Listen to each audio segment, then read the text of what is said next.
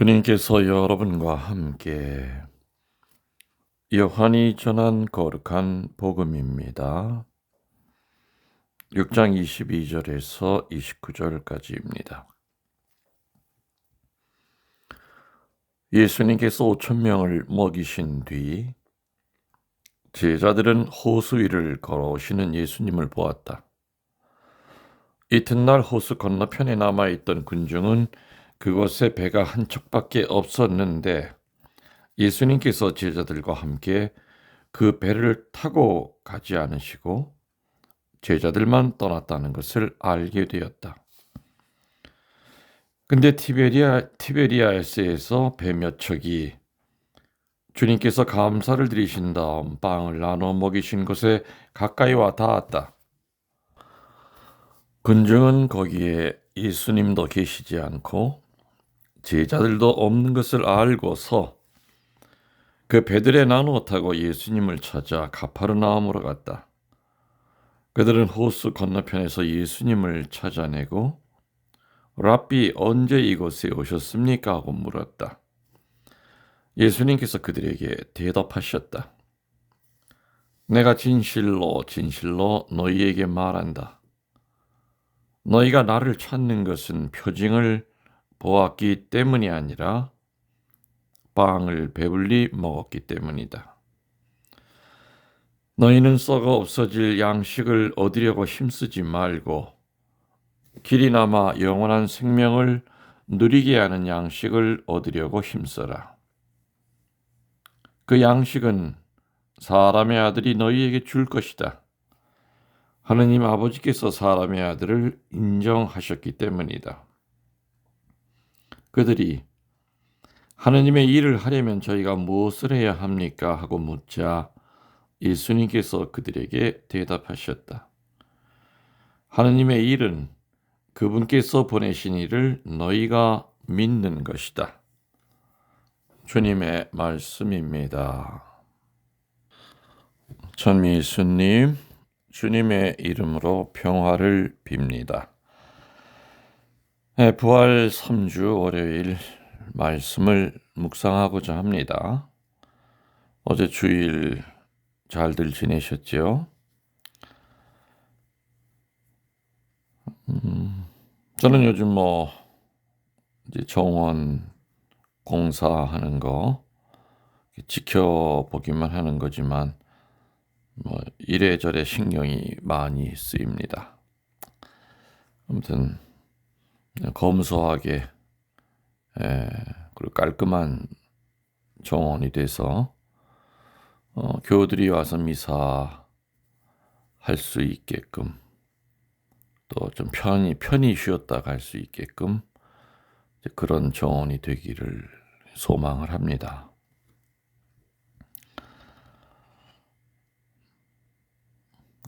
예수님께서는 아시다시피 티베리아 호수 건너편에서 어마어마하게 큰 기적을 일으키셨죠. 그게 뭡니까? 보리빵 5개와 물고기 2마리를 가지고 오병이어의 기적을 일으켰습니다. 남자만도 5,000명이나 되는 군중을 배불리 먹이시고도 남은 조각이 12광줄이나 거둬들이게 하는 이런 큰 기적을 사람들에게 베푸셨습니다. 알고 계시죠? 이렇게 엄청난 놀라운 기적을 눈앞에서 보고 체험했던 군중들은 예수님을 붙들어서 자기들의 왕으로 삼으려고 생각했습니다.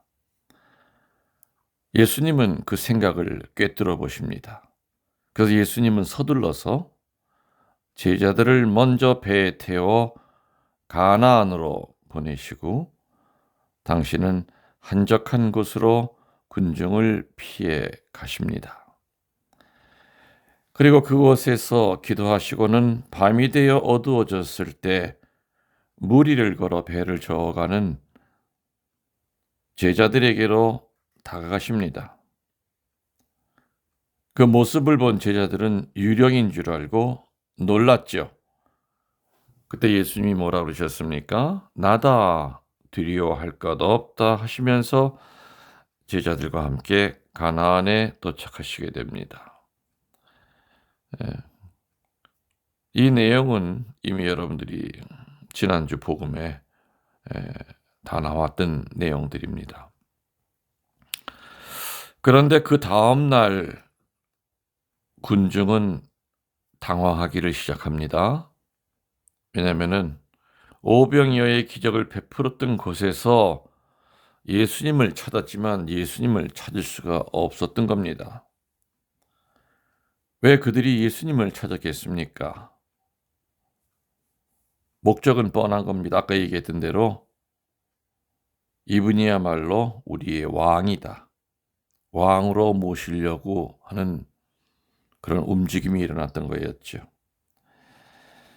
빵의 기적은 저녁 때 베풀어졌었고 그때 그곳에는 배가 한 척밖에 없었고 그 배를 분명 제자들만 타고 가는 것을 군중들이 보았었기 때문에 예수님은 아마 자기들 근처에 아직도 남아 있는 줄로 생각했던 겁니다.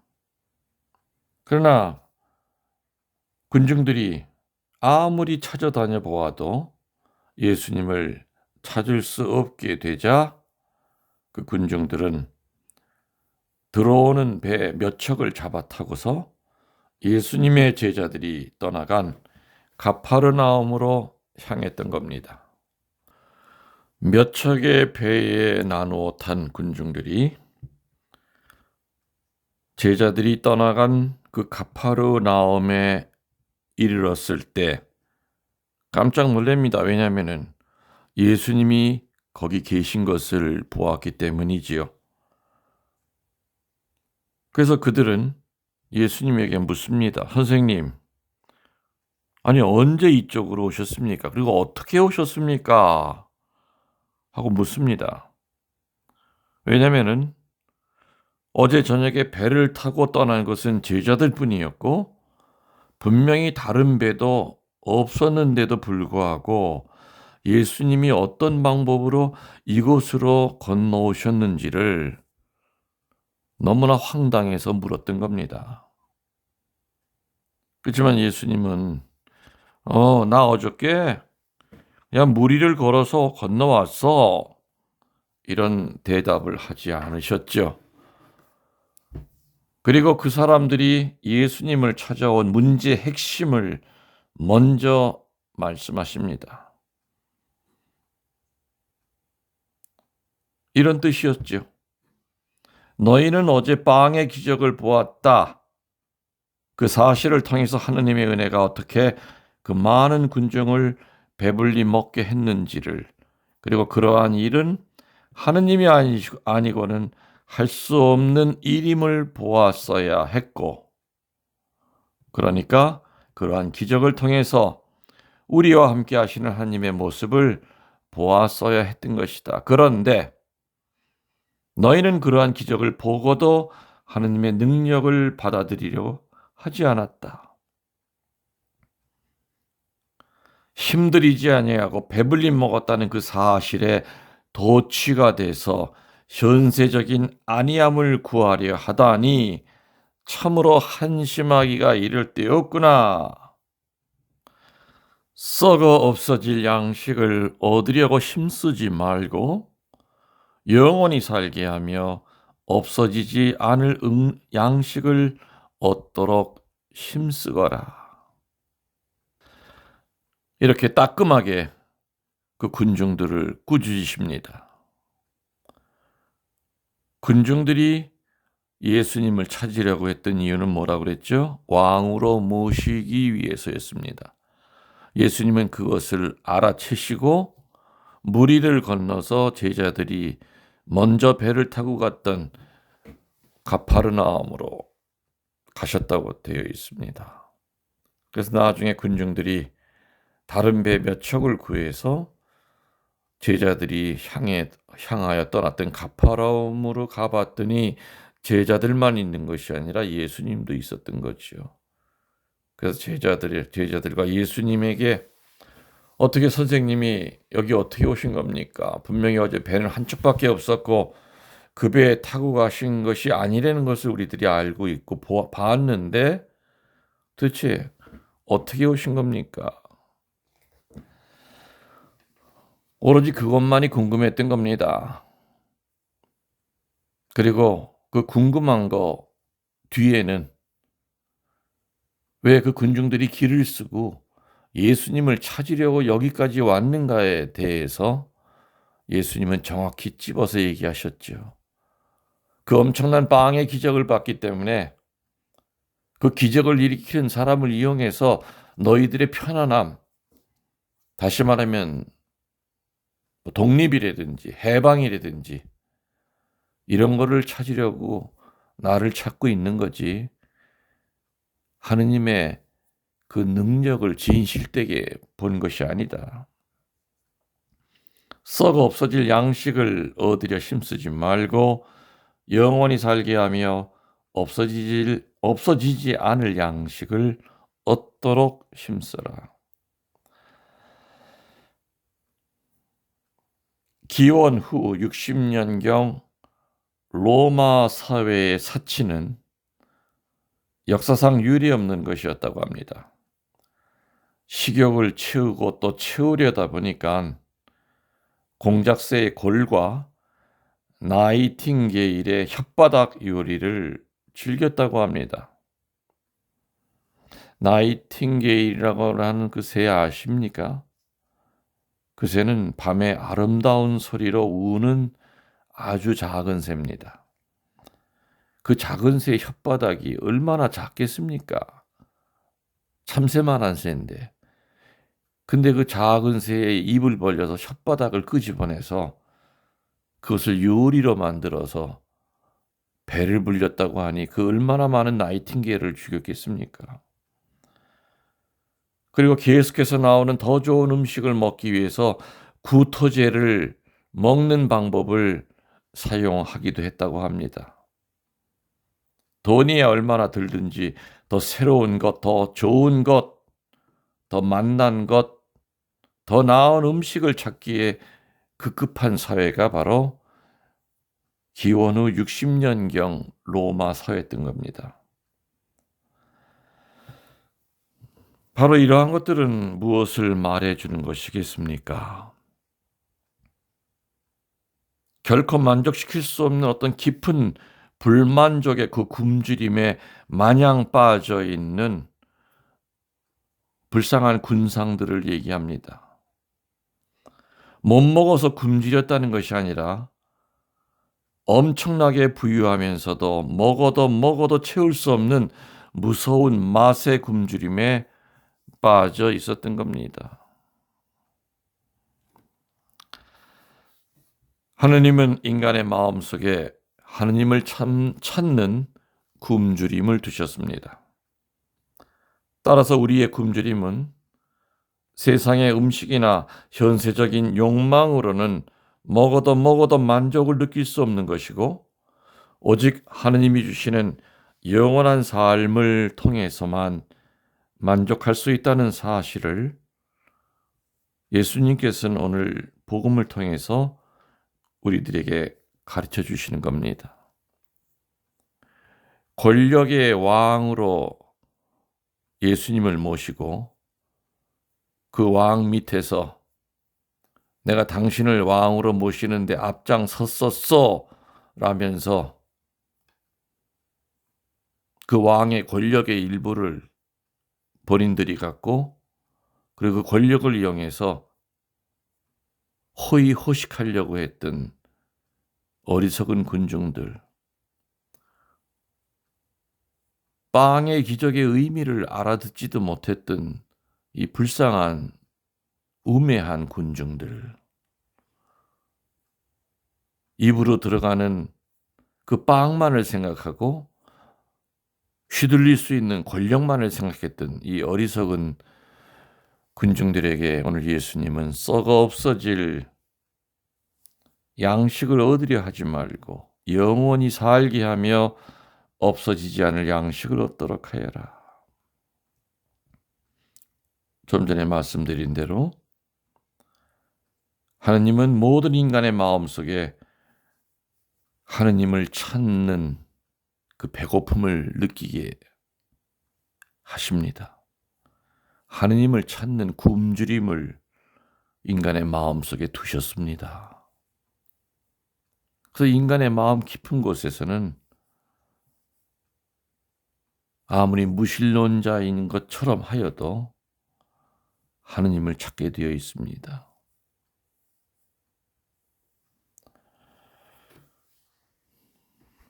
급할 때 아이고 하느님이라고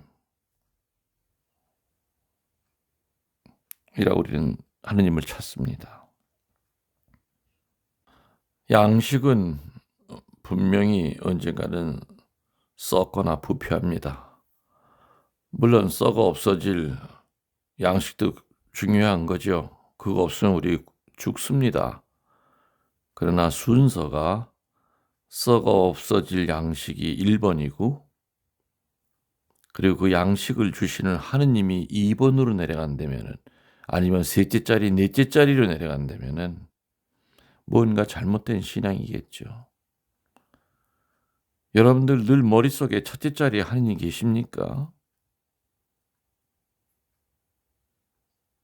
제가 교우들에게 늘 강조하는 거, 누군가가 믿음이 뭐냐고 물으면은 이렇게 대답하라고 항상 가르쳤습니다. 따라하십시오, 여러분들. 죽기까지 하느님을 첫째 자리에 모시는 겁니다. 뭐 하기까지라고 그랬습니까? 죽기까지라고 그랬습니다. 손가락 하나 잘라주기까지가 아니고 다리 하나 끊어주기까지가 아니고 죽기까지. 그러니까 쉬운 게 아닙니다. 그럼 몇째 자리라고 그랬습니까? 첫째 자리라고 그랬습니다. 그러나 냉정히 따져보면 우리들 삶 속에 하느님이 첫째 자리에 계셨던 적이 몇 번이나 되는가? 내 취미 생활보다도 하느님은 저 미칩니다. 일주일에 한 번씩 불편한 마음을 갖고 어기면은 성사 봐야 된다고 하는 그런 마음을 갖고 미사에 참석합니다. 세상 것을 얻기 위해서는 시간과 돈과 모든 것을 다 투자하면서도 영생을 얻기 위해서 하느님을 첫째 자리에 모시려고 하는 노력은 아주 극히 미미합니다. 그 첫째 자리에 자식이 올라가 있고 그 첫째 자리에 내 아픈 몸뚱아리가 올라가 있고 자식에게 축복 주는 분이 누굽니까? 하느님이시지요.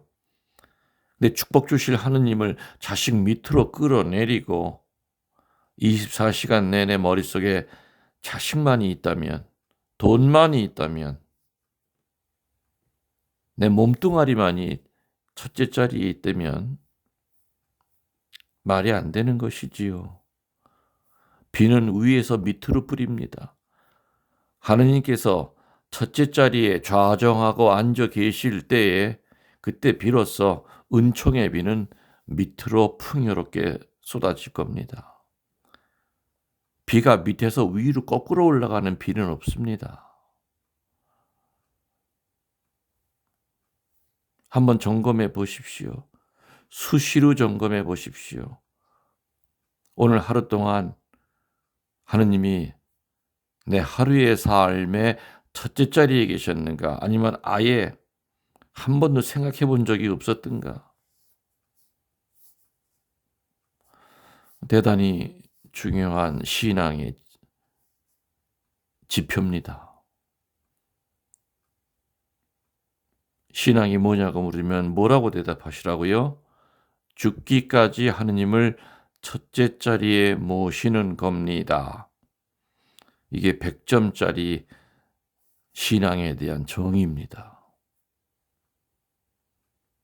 우리 선배 선교자들은 그렇게 살다가 가셨습니다.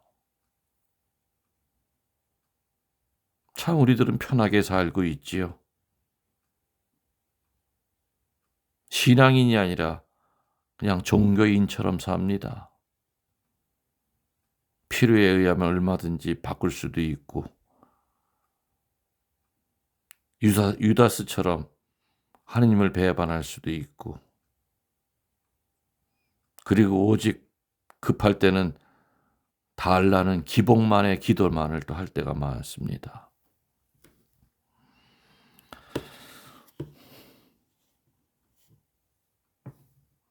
썩어 없어질 양식을 얻으려 하지 말고, 물론 그것도 입으로 들어가는 것이기 때문에 중요한 거지만, 그러나 그것보다 앞서서 영생을 주시는 그 하느님을 늘 첫째 자리에 모시고 살도록 합시다. 아멘. 여러분들, 영혼의 영혼을 더하여 사랑합니다. 전능하신 천주 성부와 성자와 성령께서는 이 말씀을 듣는 모든 이들에게 강복하소서. 아멘.